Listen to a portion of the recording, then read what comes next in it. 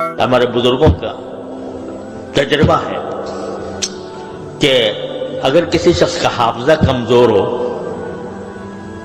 پڑھتا ہے مگر یاد نہیں رہتا، تو یہ دعا پڑھا کرے، یہ دعا کیا کرے، رب زدنی علما، اس سے حافظہ بھی قوی ہوگا۔ اگر سمجھ میں آنے میں دشواری ہوتی ہے تو پھر بھی یہ پڑھا کرے، رب زدنی علما، کیونکہ اس دعا کے ذریعے وہ دو پریشانیاں حضور کی رفع کی گئی نا۔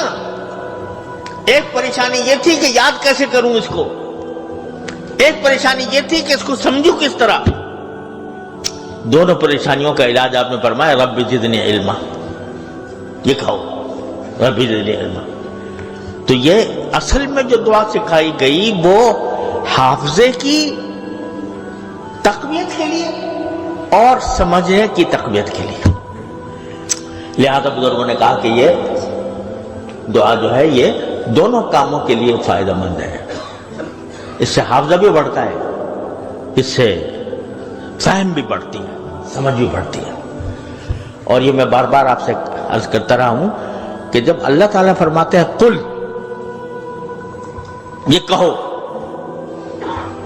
تو یہ ناممکن بات ہے کہ وہ ہم سے کہیں کہ یہ مانگو مجھ سے، وہ کہ نہیں دیتا۔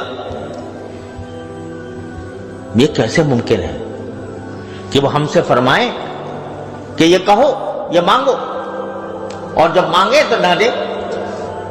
یہ تو اللہ تعالیٰ سے ممکن نہیں ہے۔ لہذا جتنا کہو گے اتنا ہی انشاءاللہ اس کا نتیجہ نکلے گا، حافظہ بھی بڑھے گا اور سمجھ بھی بڑھے گی۔